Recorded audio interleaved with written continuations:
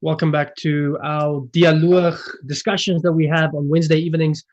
And last week, we had a conversation with a guy called John T. Langley. And man, oh man, was he an interesting guy. He was also the Marxist that grew up in Pretoria and then moved to England. And we just exported his Marxist ideas via Zoom.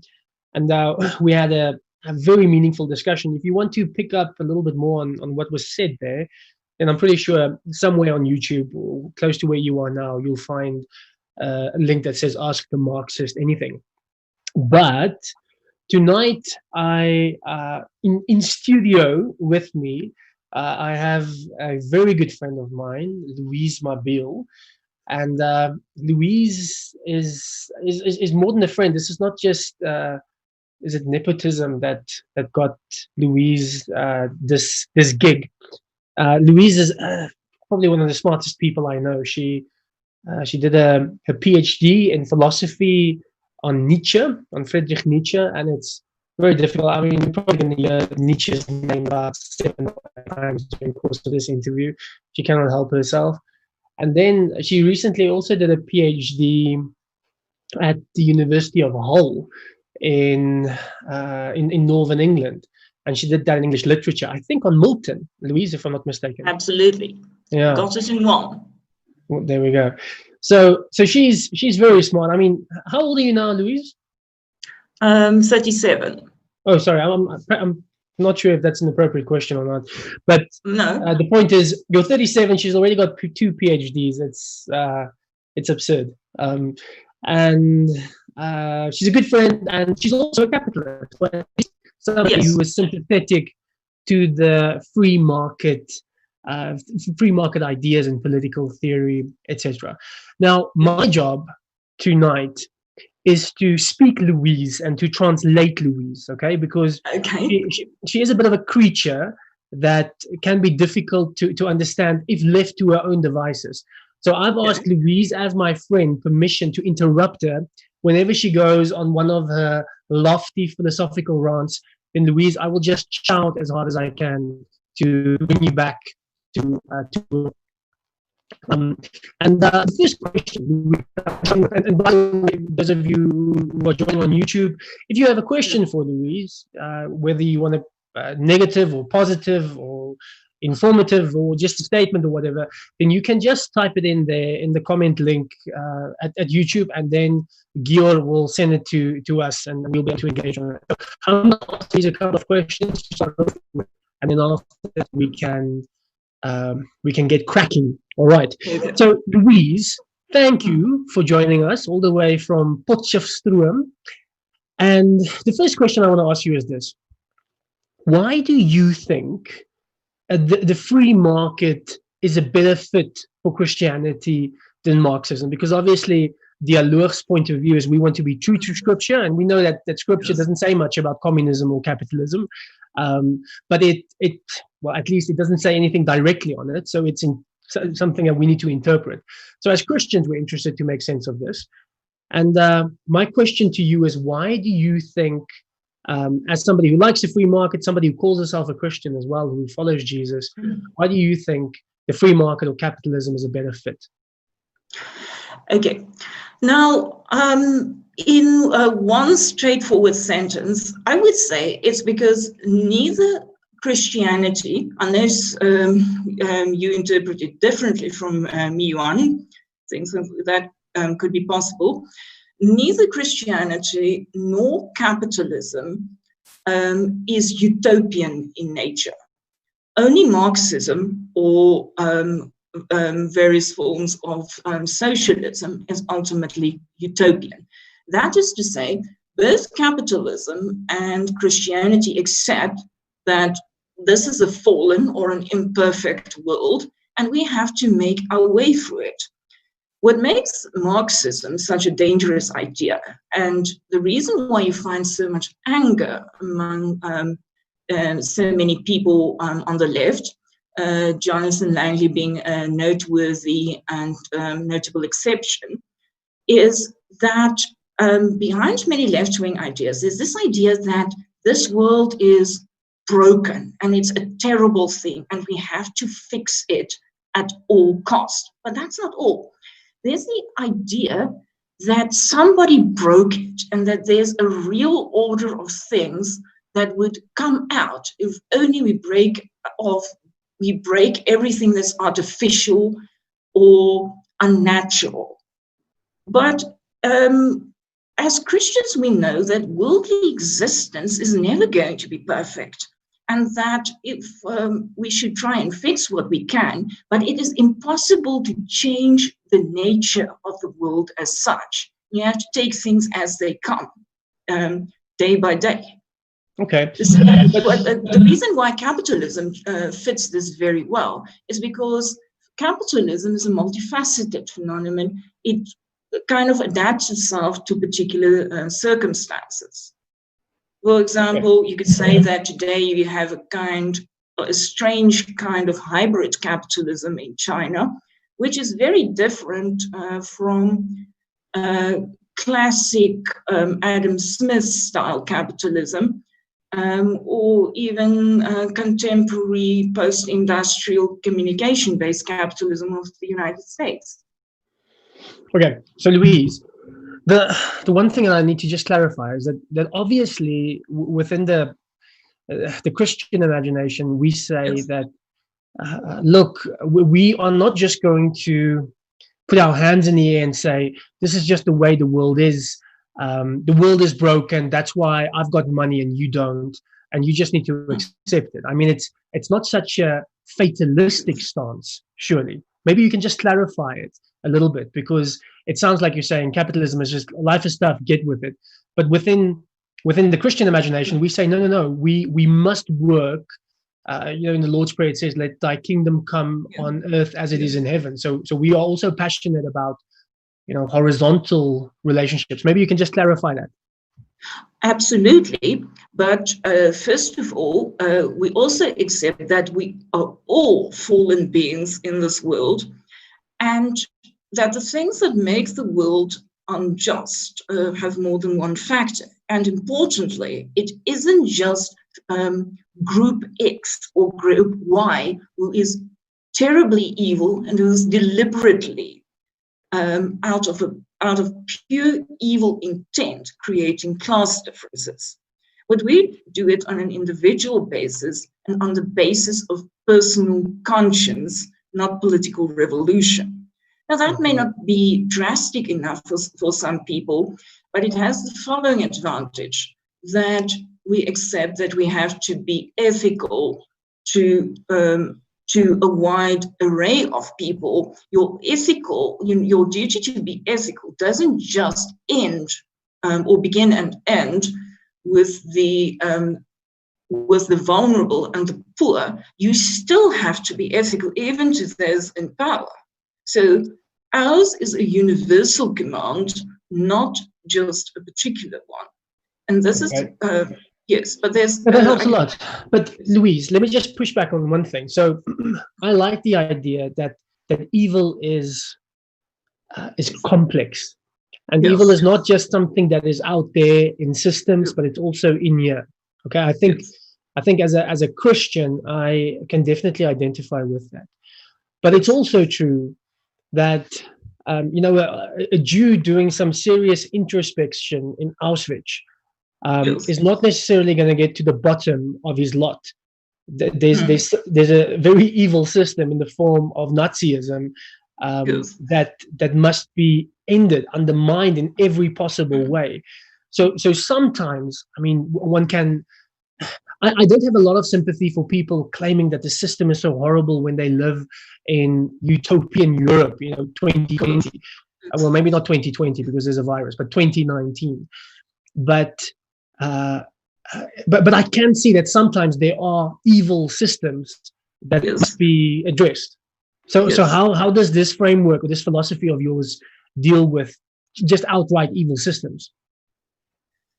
Okay, this is going to be a bit difficult to explain, but very few systems in the world are downright evil. A system is an impersonal phenomenon. It's not something It's kind of like a judicial person. A company, for example, is not evil or not evil. A great part of our lives consists of entirely amoral activities.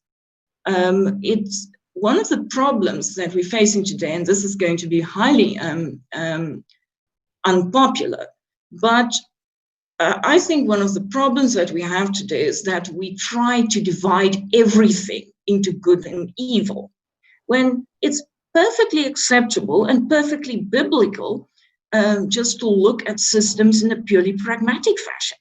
If you look at contemporary capitalism, even though there are great differences between the great gaps between rich and poor, very few people actually get up in the morning with the explicit motive of trying to do somebody in. They just act and do their thing.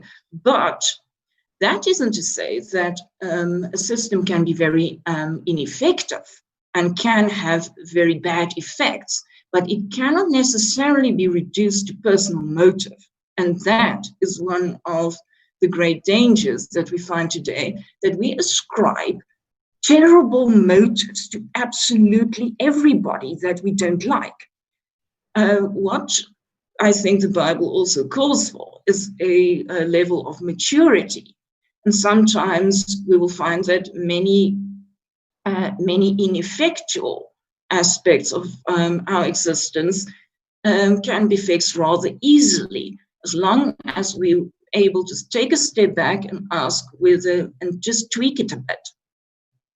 Okay, so you think capitalism in that sense, or the free market, is not ideologically as committed as communists are. It's a very Absolutely. pragmatic system, so it can adjust. Absolutely.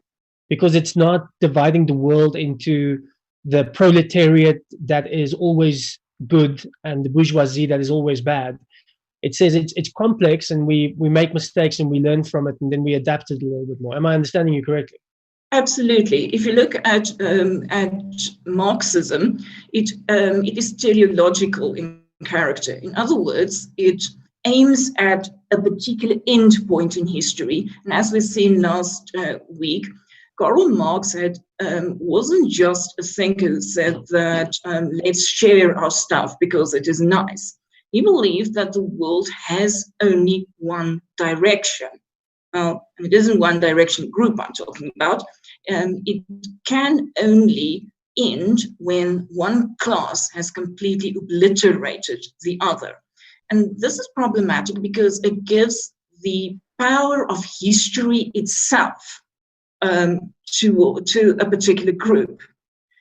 And what do you mean by that? The power of history? To be on the right side of history. History, Marx conceived of history as this impersonal, powerful engine that's going through time. And at the end, it can only end in one way. And its power, and the individual is powerless to act against it. Now, capitalism. It is interesting, Louise. I just want to make a comment here. It might not be related to our topic directly, but it is interesting that one of the more prominent phrases that I hear over and over again today is we must just be on the right side of history.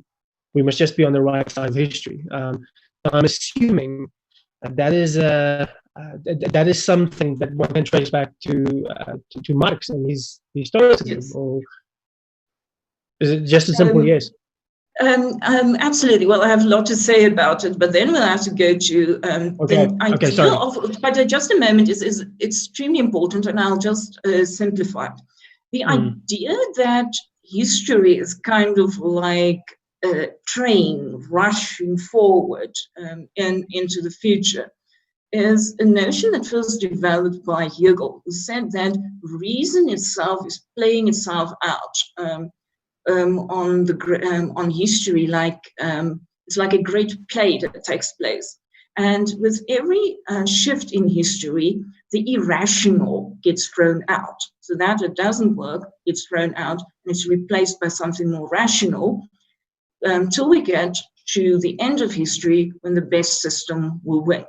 Now, this is something distinctly modern, and teleology is something that they didn't have in the Middle Ages. For them, everything was vertical. It went up to God, and things basically stayed the same. But Nietzsche says somewhere that hope is one of the most dangerous virtues, because with the birth of modernity came the idea that there's a kind of a competition going on, and the person who's going to win is the person who's going to be right. And what I said in our philosophy meeting last week, this is what many postmodern thinkers, but particularly with the political philosopher Hannah Arendt, rejects, that there isn't a particular game of history going on.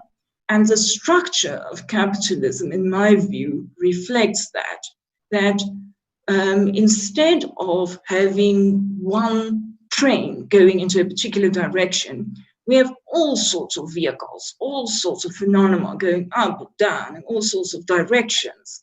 It's more closer to a shapeshifter than a train, if I could put it very bluntly. All right. So, Louise, you're going on your... Kind of like Pennywise. Okay.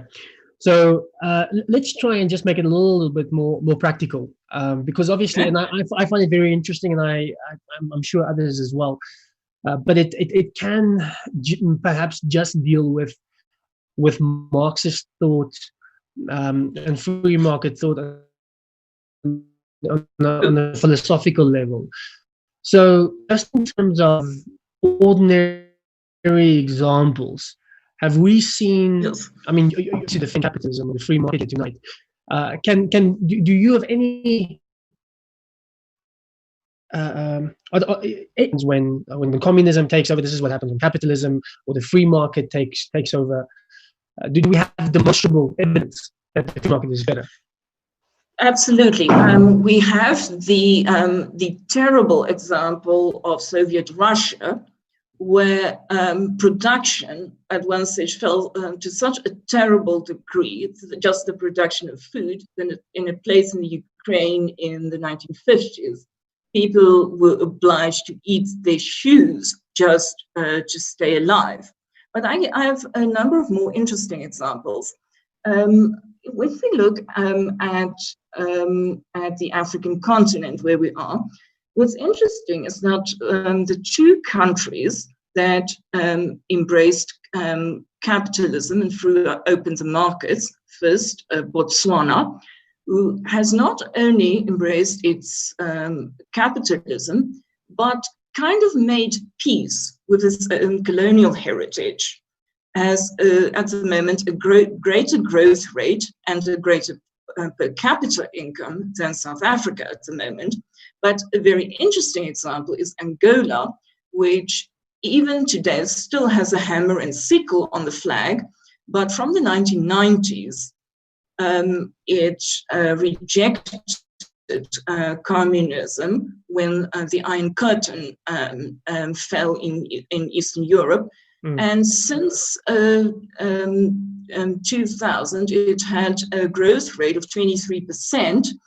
It's now fallen back a bit by 2-3%, but it is those countries are considerably more successful than Zimbabwe, which has embraced a classic Marxist model, whether people like to call it that or not, where the state governs and trade is not exactly forbidden, it's just not allowed to flourish.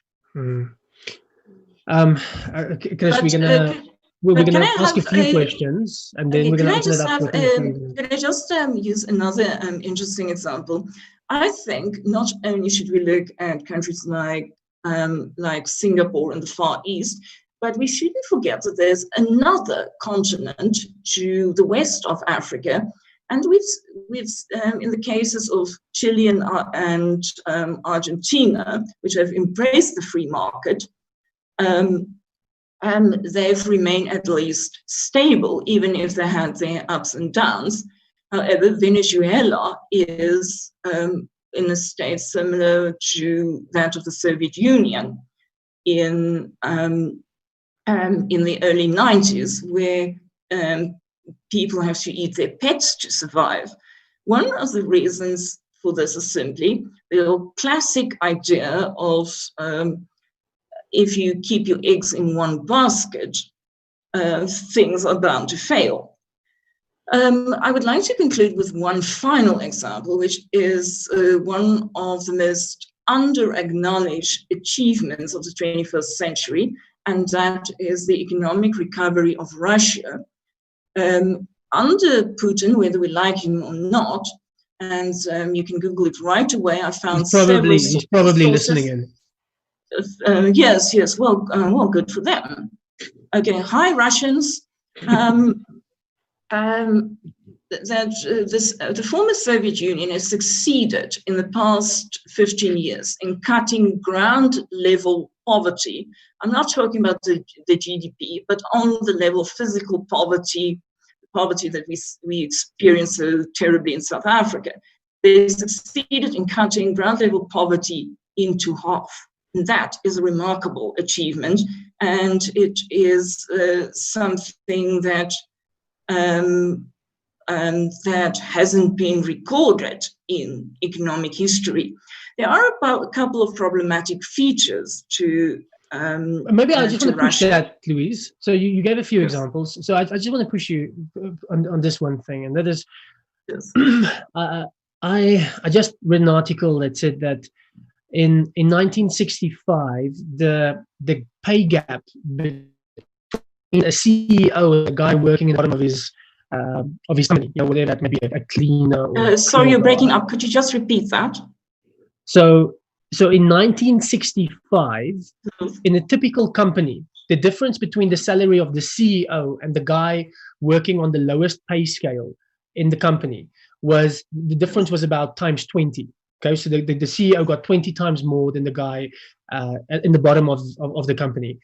And in 2018, they estimate that it is something like 250 times more than the guy at the bottom. Yes.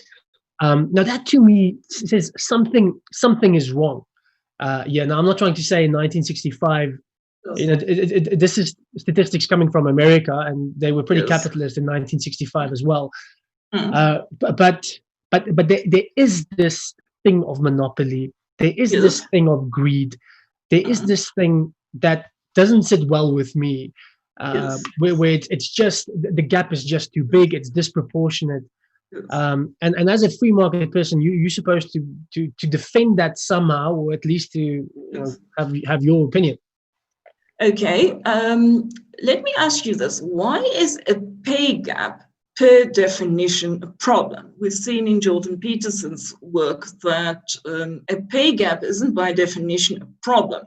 If you look at the lifestyle of the person on the low income scale of 1965, and you compare it to the life of that a person, even a person who's on the dole today, is still considerably better than even a middle-class person in 1965. And I refer you here specifically to an atheist, Steven Pinker, who's written a new book on the Enlightenment. Enlightenment Now. Yes, Enlightenment Now, in which he says that the lives even of the poor that even the poor in the early 20th century is still considerably better off in the West than even upper middle class people were in 1965. The reason for this is because the poor's lives also improve exponentially as much as wealth increases in the top level. Much of the wealth that you're talking about in any case theoretical in nature, and it doesn't necessarily lead to baseline poverty. Well, as we sit here, there's a considerable difference in income between Johann Rupert and you and I. But does the wealth of, just a moment, of Johann Rupert, what he does with his wealth and what is doing tonight. Does it directly affect you? No. Even though there is a considerable gap, the problem isn't the gap itself. It's the living conditions of the poor. And I don't believe it's going to be improved with an unqualified commitment to egalitarianism. What we should have is instead something similar to Richard Rorty's idea, that we should have fairness towards the poor rather than equality. We should we should help the vulnerable and the defenseless. We shouldn't aim for equality. Because, okay, thank you for throwing in that last thing at least, because I mean, I hear what you're saying, and it's kind of convincing about that the pay gap in and of itself is not necessarily the problem. But there is something tasteless about it.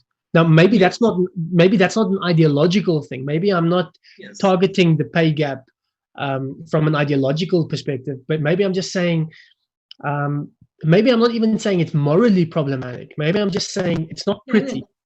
It's ugly. I'm not sure if that. Absolutely. Maybe it's an aesthetic. It's not a nice aesthetic. Absolutely, and I have a very particular response to that. I absolutely agree with you, but the real problem that we're facing in the world today is that we've come to define nearly everything of value according to money. And here again, I blame Marx, not the capitalists. Because Marx essentially defined the human being in terms of his economic conditions. We've come to define accomplishment in purely economic terms, and we've stripped away other domains of accomplishment. And for example, the idea that for a long term determined the class system in the West was your classical class system. The idea of the vulgarity of new money. You find it in Downton Abbey, you find it even today still in Britain, not so much in the United States. But there was a certain vulgarity attached to being rich or to be too rich. You find it in Scott Fitzgerald's work and so on. But we've stripped away the question of taste when it comes to thinking about economic matters. And here again, Marx is the culprit. Marx doesn't even have a properly developed aesthetic theory, unlike Hegel. And I believe that this is one of the reasons why the harder you try to achieve egalitarianism on a moral basis, the more likely you're going to exacerbate it, because that's the only thing people go for now. In the past, people accepted that there's always going to be classes, and I think to a great extent it's natural. But what we should do,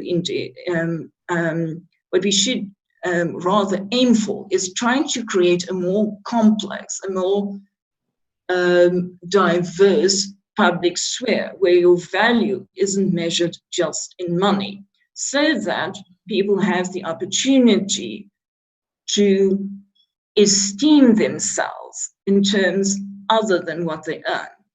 It will also help us to strip away or to save us from the sense of anxiety that we feel in engaging in this very debate between capitalists and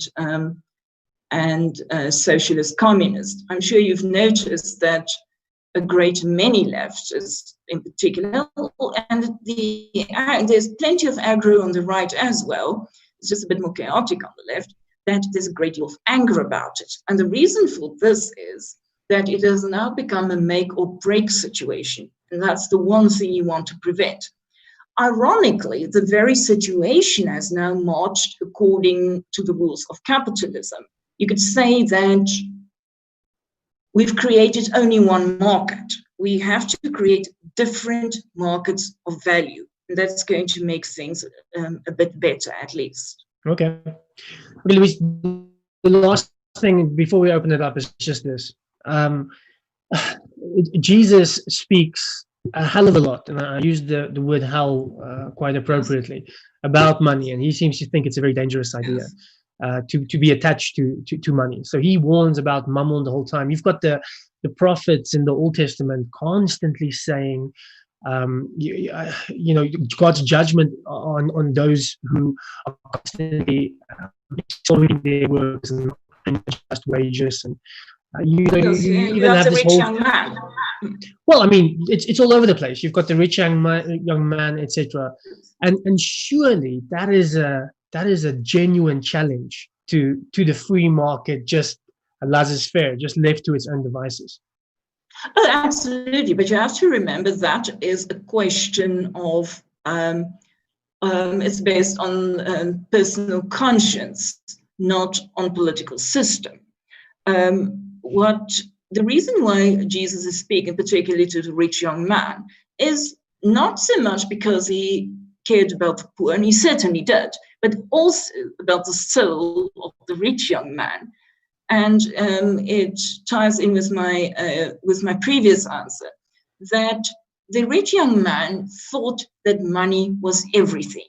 And indeed, it is a terrible idea, but to be so committed to money that it consumes you completely. But what I said before is this: we have made money to count for everything. In a very secular age, Charles Taylor, that's Charles Taylor, the philosopher, not a revolutionary, says exactly the same thing. President of Liberia. What did he say? Strip away other domains, and it can indeed overcome you completely.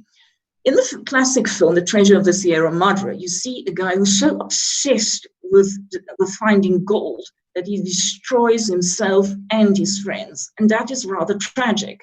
But that is a question of personal self-cultivation, personal conscience, and the relationship, as Foucault would say, of the self with the self. It's not a political question. It is about cultivating a free and valuable life. But it is not for the state to come and punish those who choose not to do so. They will have to answer to God one day. The state, it isn't the state's function to prescribe the personal conscience, and I believe it goes for more than just the monetary domain. And maybe it's the role of the church then as well to put that kind of pressure on them. And I think maybe Marxism came about because the church didn't do their job. They didn't put enough pressure, and then you create this vacuum, or not this vacuum, this environment in which you could say that because the church failed, the Marxists saw a gap in the market of personal self-cultivation. Okay, cool. I think also if Jonty was here, or maybe there are other Marxists here who's going to give you a bit of a go, they would probably say that you're speaking from a place of privilege, and you're speaking from a place where you have money. So therefore, when you say money isn't everything, maybe that's patronizing. You don't have to respond to that. I'm just preempting that is something that you could expect.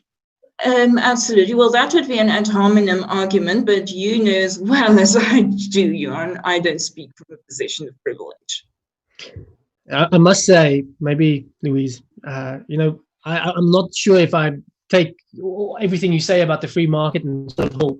But one thing that I can say is that in between your PhDs, when your bursary money dried up in the UK, you worked in Nando's serving salad. I would be so lucky. I worked at McDonald's. And not at the tills, I swept floors. And that's one of the things that capitalism teaches you, is that a work ethic is a wonderful thing. Cool. Okay. Yes. Let me open it up. I think, Chris, you've had a question for a while now. Okay. Hi, Chris. Just unmute yourself, Chris. Okay. Can you hear me now? Yeah. Hi, Chris. Hello, Louise. Nice to see you. Nice to see you. Nice to make your virtual acquaintance. Well, we know each other already. How's that proposal going? Well, I've got quite a few pages here. This is not the place for your personal conversations. Okay. Thank you very much. Well, we should have an online conversation soon, but please shoot. It's okay. It's lovely to see you in person now. Yes, very nice. I'm sorry to get to the conversation late, but I did find it very fascinating and informative, and I thank you for that. Okay. Now, I have been to Ethiopia 6 times. Yes. I went to for the first time, I went there in 2010. Yes. And so I was there to help women and children living in a garbage dump. Yes. And to try to get the children sponsored and go to school. And then I ended up teaching philosophy and theology at the Evangelical Theological College in Addis Ababa. So I've become quite acquainted with Ethiopia, been out to the countryside, and I've seen a lot of construction, a lot of road building, a lot of globalism, a lot of Chinese action, economic action in Ethiopia. I've become very aware of the exploitation of the Ethiopian worker. Yes. And I've seen, I've come to understand a little bit about Ethiopia's history with under communism between 74 and 91. I think 2 million people were slaughtered there. And they finally got out of communism in 1991, and their economic growth has been rapid, especially over the past 10 years, even as there's still a lot of tribal conflict and everything. So, my question is, is a country like Ethiopia, with all of its construction, skyscrapers, highways,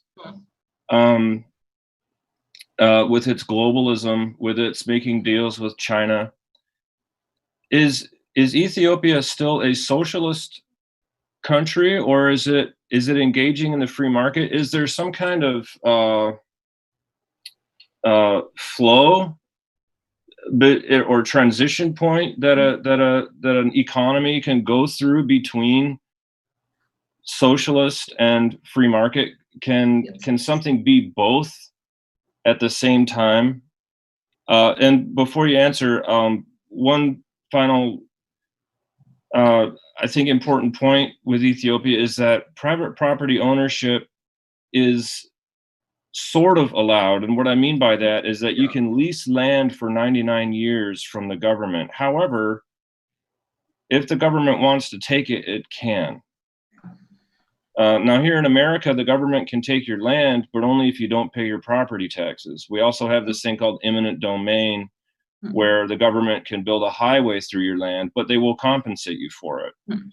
So Ethiopia has been a very eye-opening experience for me, and it's left me rather confused regarding its economic policies, how I should categorize it and things like that. So I'll stop. Okay, I have a philosophical answer for it, for this. It's a very interesting perspective. I would say Ethiopia, like many African countries after the Cold War, is a hybrid. But the problem with respect to Ethiopia is as follows. Would you agree that there's something, I wouldn't go as far as to say that you would, does it strike you, Ethiopia, as their growth as being somehow artificial, kind of like flotsam, kind Absolutely. of fake? But the reason for this is because I would say it has capitalist flotsam on a socialist heritage. And this brings me to a thinker I've mentioned last week. Have you read Max Weber by any chance? Weber? Max Weber, yes. I'm familiar with him. Okay, well, I think many American philosophers are. He wrote Protestantism in America in 1905, and in it he develops the idea there's no such thing as a neutral capitalism, and that the economic model followed by people, for example, the mercantile classes in Renaissance Italy, to the southern plantation-based economy, and so on, is very deeply integrated with the people's traditions and belief systems. And that is why he said for a country to be successful, it has to acknowledge its not only its theological roots and cultural roots, but make peace with them and try to grow it in the most fecund way, rather than to try and have a complete overhaul or revolution. The problem with Ethiopia is because communism has stripped down so much of its historical heritage, is that I don't think the people know who they are. And I think we're facing a similar problem here in South Africa. But I'll give you one example of the way people shouldn't deal with this.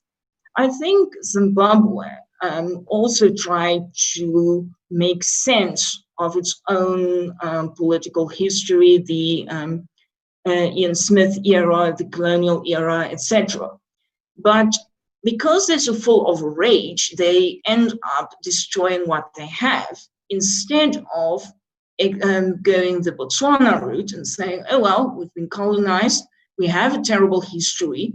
How can we push this into a direction that makes us as a people proud? But this brings me to a very problematic aspect, and don't explode, Johan. There's a very nasty word that also begins with an N that I'm going to use now. And this is what has made particular countries like Singapore, these South American countries that I've mentioned, Botswana and the like, more successful.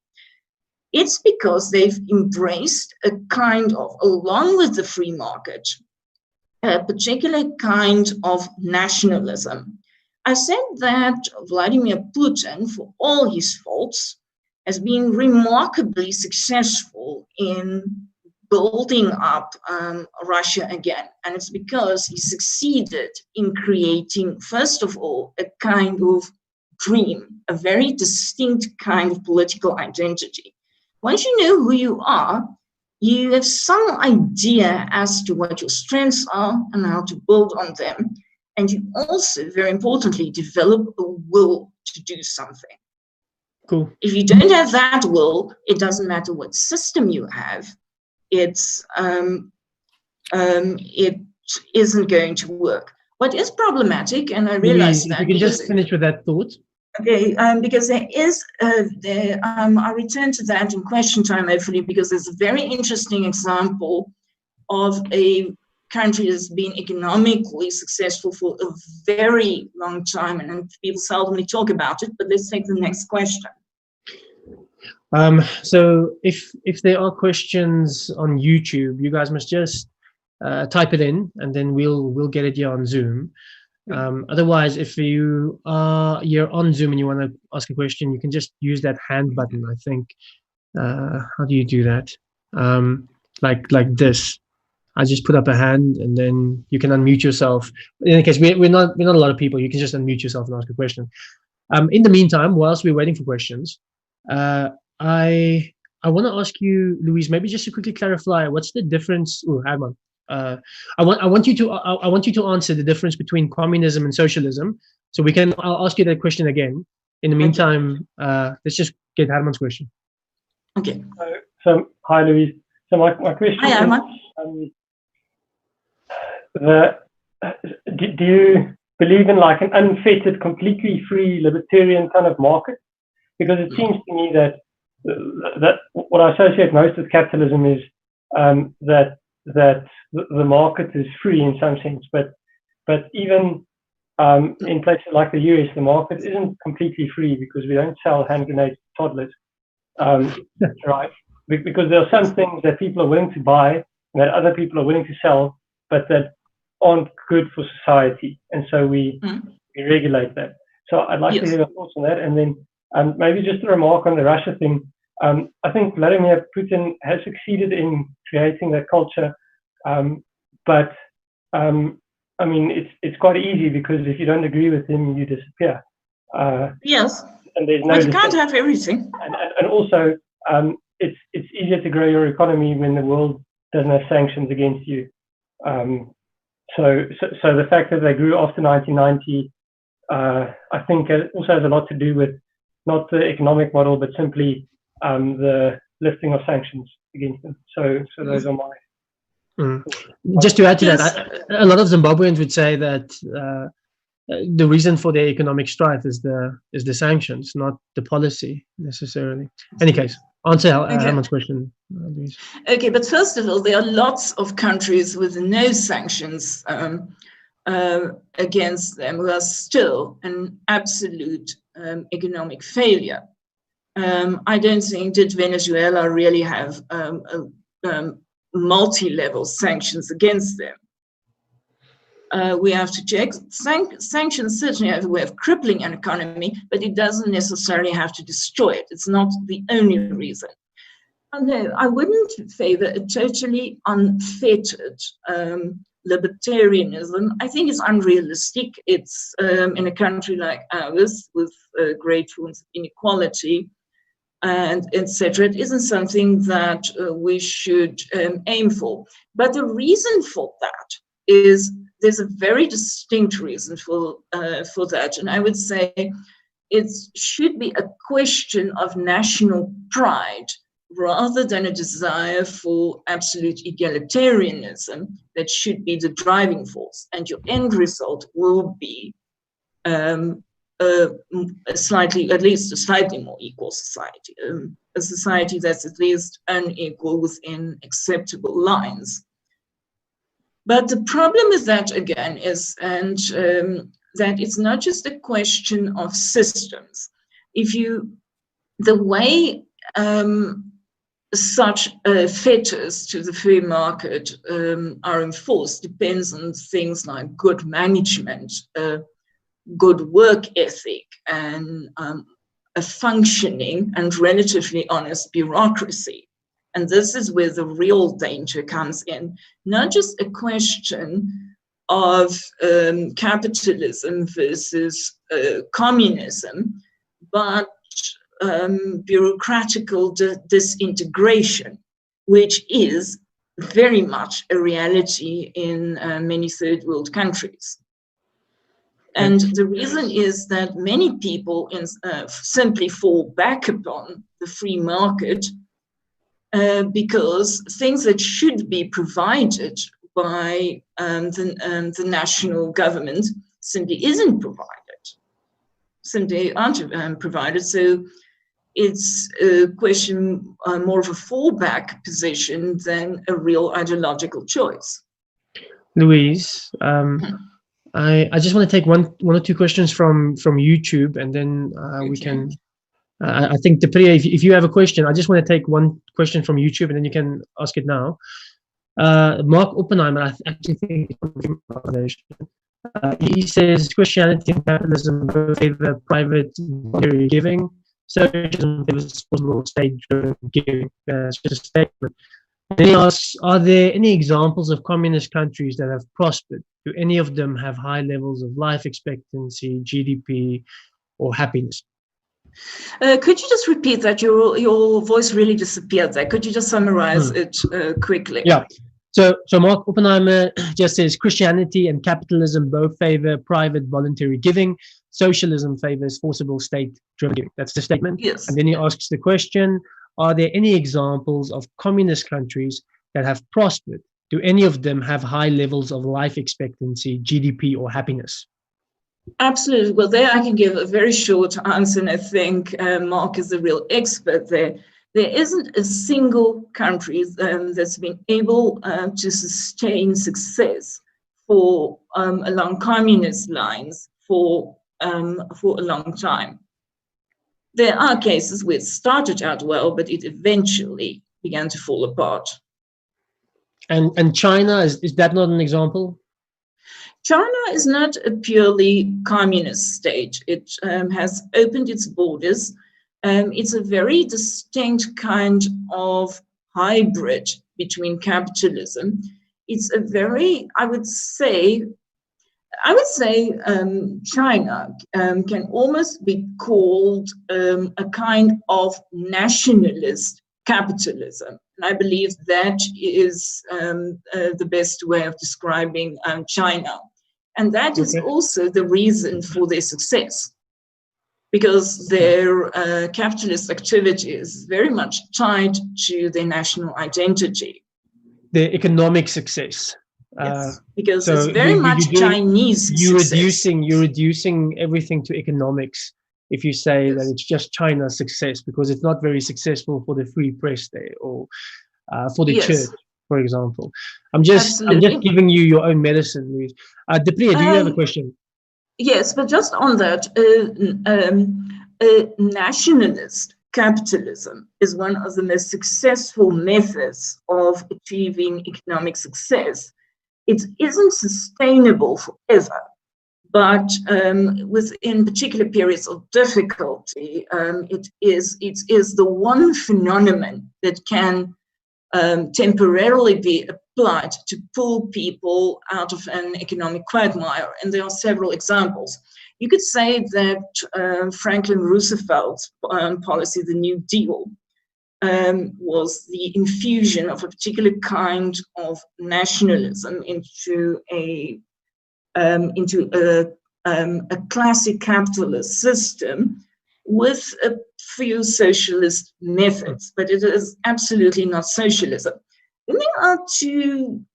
Can I now mention the examples of what the uncomfortable examples? If you think after World War II, the country that succeeded in maintaining for a significant time one of the highest, or almost something like 99% full employment. That was between 1945 and at least until his death, was of course National Socialist Spain under Franco, but things went quickly downhill from there. And you could say the same thing about Portugal under Salazar. In a similar way, you could say the Argentine succeeded in the time of the Perons. But it only serves as a temporary measure, and you need to let the free market do its thing after that. Yeah, those guys are hardly role models that you just mentioned. Exactly, and I think this is what Putin is doing at the moment, but he's not going to last forever, and we'll have to see what comes next. Okay. The problem I just want to take, Louise, yes. do you have a question? No, sorry, Louise, I interrupted you. Maybe I'll just ask you this question. So, and this is it. So, aren't we a little bit stupid if we're just having this conversation between capitalism and communism? Because it's as if they are both dead ideas to a certain extent, at least in its purest ideological form. Yes. Because the so-called communist success story, China, is definitely not communist. Yes. And the so-called capitalist success story in the form of America is also not truly capitalist. They also have social system. And maybe we can use Europe as a better example to say, that there are many forms and strands of socialism permeating through European society, and yet it sort of fits well with a bit of a free market, but you've got stopgaps. Shouldn't we just do this dialectical thing of Hegel and say maybe the end of history, as Marx said, is not the revolution or the workers' class that survived, but maybe the success story is a mixture between the two. Well, absolutely, but the relationship between capitalism and communism is depends very much on the nationalist heritage of the particular country, and that is an element that we should acknowledge when we make up that relationship. At the moment, I'm favoring the free market for South Africa because I think to go into the direction that the ruling party is going would be so bad that for all its faults, we have to rely on the free market or go the Zimbabwe route. Okay. Priya, I don't think, but you're right. Ideally, we would have a basic free market system filled in and with sensible regulations here and there, formed according to, ideally speaking, a form of a virtue ethical standard. But one has to be practical here. I certainly don't think libertarianism is the long-term answer to South Africa, but our choices are getting more limited as we speak. Okay. Louise, I've got Priya's question here. Yes. It says, "Hi Louise, what would have happened with the productivity and enterprising spirit of the early Christians when they are described as having a voluntary sharing culture? What would have happened if that carried on for a long time?" Do you think you understand the question? Okay. A voluntary sharing culture doesn't necessarily imply socialism or communism. This is an ethical situation. It is similar to saying, I'm bringing food over to your house and let's have a braai. That is something on a very small scale. It's not a political phenomenon. Now, Christianity's ethic of sharing refers again to the world of the personal conscience, not to its political system. And I don't think it would ever have been translatable into political practice, certainly not within the structures of the Roman Empire. The ethics between a small minority group in the Roman Empire was never intended, I think, as a political economical model. Okay. Simon Brace is like a very ugly and not very sophisticated thinker from Potchefstroom. He asks the question, it seems that Marx is correct that in a system in which inequality increases, it is always inevitable that a revolution is bound to follow. How can the capitalist stave off the inevitable? Okay, well, that is the million-dollar question. I think a revolutionism is likely to occur not just when there's a very visible division between a rich upper class and a poorer lower class, but when you have a non-functioning state, and that is what's frightening. Revolution occurs when there's a vacuum in power, not necessarily due to inequality. And as such, we have very little power to prevent this. But what we can do, we can, at least as Christians, do our best and demonstrate publicly that we're not rejoicing in this, and that this isn't what we're aiming for. It doesn't carry off our stamp of approval.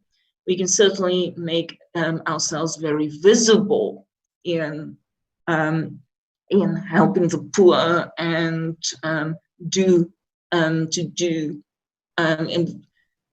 to demonstrate that we don't rejoice in our position of privilege.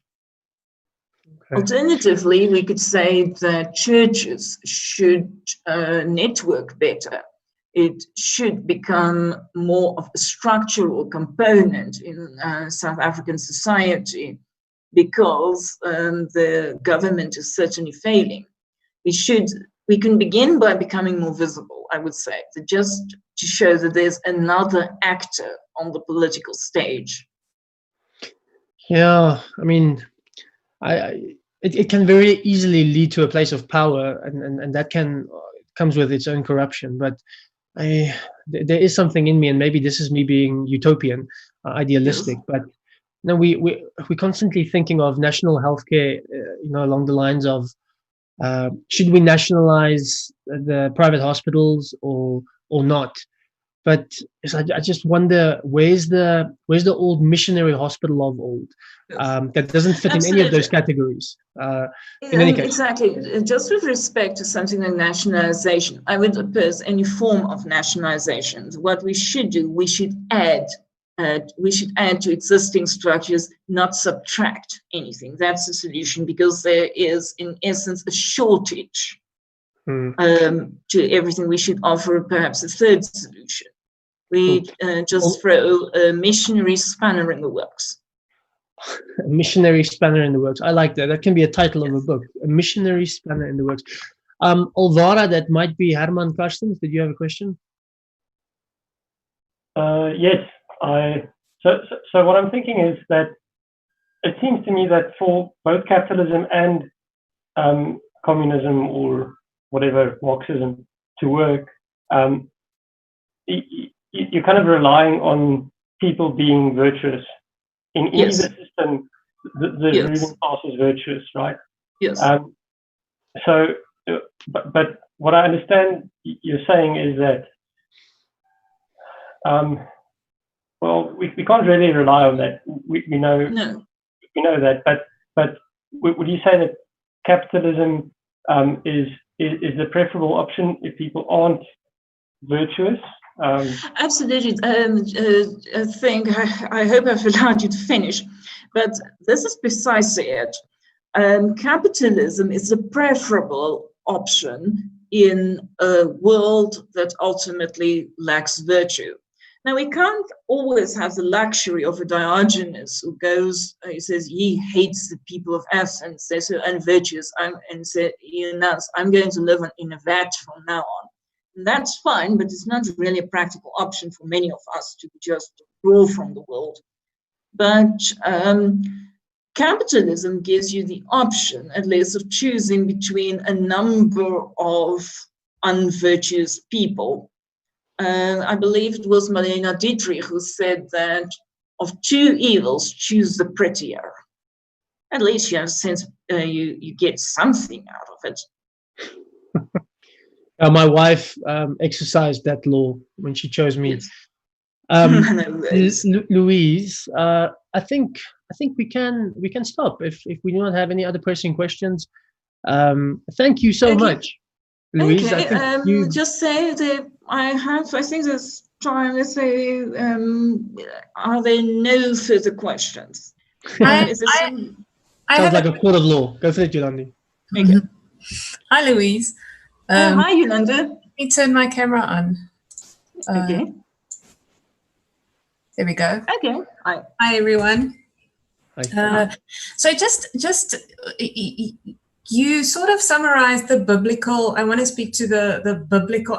There's the history of theology, surely, but specifically biblical criticism. So you basically said that pertains to personal conscience and not to political system. No. And I think I agree with you to a large extent with many of the traditions, but I think there are definitely, specifically in the Old Testament, traditions that specifically suggest structural changes. You know, if you not that the tradition of the Jubilee was ever expressed historically, it was an idea that remained unexpressed. But yet that sort of looked at a systemic balancing of the scales, if you will. So I just wanted to hear your thoughts on that. Absolutely, but you see, Johan, this is what you get. You get this difficult kind of question. We have a real theologian here, so I'm just a wannabe philosopher. But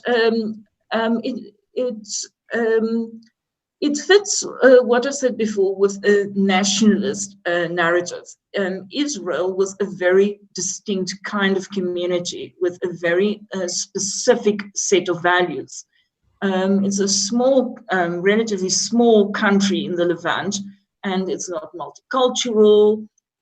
Its rules were very much accepted. It was a strict. It was a because its hierarchies were so entrenched, they could afford to let go a bit. To the more confident a culture is in its with its particular cultural identity, the less vicious it is towards the weak and the strong. Sorry, the weak and the other, not strong. The weak and foreigners. At the height of its or at a stage of confidence, people can handle foreigners, can entertain the idea of greater egalitarianism. But if it's in a stage of being built or in a stage of decline, people are far less likely to go for such a model. If you look at the other details of which period are you talking about specifically? Yeah, well, that's the interesting question. Which Israel are we talking about? Because yes, so you see that once they're at their most confident stages. Now, I'm here, the pagan heretic. I know Rome much better than Israel, but also the Greeks. They could, in a time of Plato and so on, entertain strangers. So we find it in Plato's dialogues, but you don't really, at the beginning in Homer and the like, find an easy relationship with strangers, and also in the Iliad, because it's a situation of war. The very beginning of Western literature begins with an expression of rage on the part of Achilles because he doesn't get the property that he feels he's entitled to. And we know what that property is, but let's not start a new conversation about that. But it's precisely because it's such an unstable situation. You have all the city-states going to war, and then people are on edge. But, well, I'm going to end off on a Nietzschean note. That is Nietzsche's ideal, that a culture would grow so confident that it can afford to entertain ideals such as greater fairness towards the weak and the poor. But the problem is, and this is my final thought on Marxism, Mark, if you're listening, this is a very interesting idea. My greatest problem with Marxism and a great deal of identity politics, but that's a conversation for a different day, is that it departs from a position that takes the weak, the interest of the weak, as the standard. And if you really want to be successful, you should do it in reverse. You should begin by affirming values in the name of the strong. And then you can afford to be generous towards the weak. But they shouldn't be the ones making the rules. And that is what happened after the Russian Revolution of 1917. And that is why there's only been one successful revolution in the history of humanity. If we look at every revolution that tried to bring about greater economic equality, from Spartacus up to the 20th century, we found that it ended in bloodshed and chaos. The one exception, and Chris, this might interest you, is the American Revolution of the 1770s, because it began as a statement of affirmation, and it didn't operate out of desperation. If you make while it may be morally understandable for people to act out of feelings of desperation, they shouldn't be the ones making the final rules. Louise, thanks for that. I think people might have some reservations in terms of how that fits in with the Christian framework. Yes, because there is. I mean, Nietzsche criticized Christianity because it valorized the weak. So, so perhaps your last statement is something that is contestable from a church perspective. No, but it's just on the final note. It's perfectly Christian to act out of principle and fairness, and that is a sign of strength, not weakness.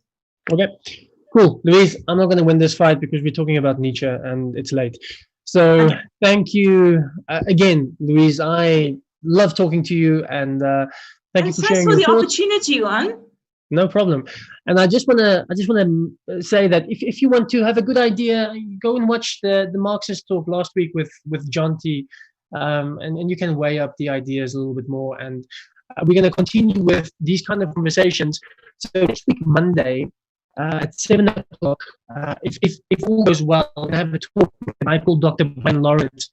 He's an African American thinker. He's much part of the evangelical tradition in the United States, and a very sharp thinker. And then on Wednesday, the same time slot, we're going to have a conversation with Dr. Anthony B. Padley, who's at King's College in New York, and he's written a book called Liberating Black Theology.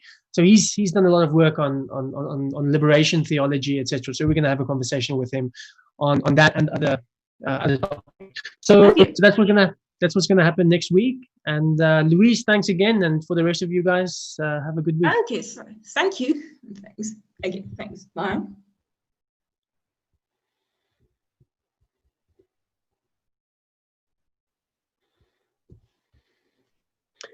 Louise, briljant.